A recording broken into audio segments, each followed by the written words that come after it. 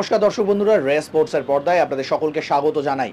এই মুহূর্তে আমরা রয়েছি গুয়াহাটি নোভোটেলের সামনে এবং অল্প কয়েক মুহূর্ত আগেই কিন্তু মোহনবাগান টিম হোটেলে প্রবেশ করলো। আপনারা জানেন যে আজ বিকেলেই গুয়াহাটিতে পা রাখার কথা ছিল বাগান ফুটবলারদের, তবে বিমান ঠিক সময় অবতরণ করলেও রাস্তায় জ্যাম থাকার দরুন যে রাস্তাটা 1 ঘন্টায় পৌঁছে যাওয়ার কথা ছিল সেটা পৌঁছাতে প্রায় পৌনে 2 ঘন্টা সময় লেগে গেল। কিন্তু তারপরেও আমরা যে ছবিটা দেখতে পেলাম সেটা কিন্তু বাগান জনতাকে যথেষ্ট আশ্বস্ত করবে, কারণ যখন মোহনবাগান ফুটবলাররা টিম বাস থেকে নেমে একে একে তারা টিম হোটেলের দিকে ঢুকছে, প্রত্যেকের মুখেই কিন্তু সতেজ হাসি, একেবারে চনমনে মেজাজে রয়েছে তারা। শুধু তাই নয়, যাকে নিয়ে সবথেকে বড় দুশ্চিন্তা ছিল সেই টম অলড্রেড, তিনি কিন্তু সম্পূর্ণ সুস্থ। আমরা আগেও আপনাদের জানিয়েছিলাম যে আগামীকালের ম্যাচে নর্থ ইস্ট ইউনাইটেডের বিরুদ্ধে মোহনবাগান রক্ষণকে নেতৃত্ব দিতে দেখা যাবে টম অলড্রেডকে। সেই কথা আরও একবার আমরা নিশ্চিত করে আজ আপনাদের জানাচ্ছি, কারণ তার চোখে মুখে আত্মবিশ্বাসের ছাপ এবং তিনি যে মাঠে নামার জন্য প্রস্তুত সেটা কিন্তু বোঝাই যাচ্ছে। পাশাপাশি আমরা যদি আপনাদেরকে এখানকার আবহাওয়াটা জানানোর চেষ্টা করি, তাহলে এই আবহাওয়াটা কিন্তু একেবারে কলকাতার মতোই, না খুব বেশি ঠান্ডা আছে না খুব বেশি গরম, ফলে মোহনবাগান ফুটবলারদের মাঠে নেমে কালকে লড়াই করতে খুব একটা অসুবিধা হবে বলে মনে হয় না। সাধারণত পাহাড়ের আবহাওয়ায় যেটা হয় যে ফুটবলারদের মানিয়ে নিতে একটা সময় লাগে, সেটা আশা করি সমস্যা হবে না। তবে এখনও মাঠে নামতে প্রায় 24 ঘন্টা সময় রয়েছে, ফলে প্লেয়াররা অ্যাকাস্টামড হতেও যে সময়টা দরকার আশা করি সেটা পেয়ে যাবেন বাগান ফুটবলাররা। চলুন এক নজরে দেখে নেওয়া যাক মোহনবাগান ফুটবলারদের হোটেলে ঢোকার সেই মুহূর্ত, যেটা অবশ্যই যেটা দেখার জন্য আপনারা কলকাতা থেকে অপেক্ষা করে আছেন।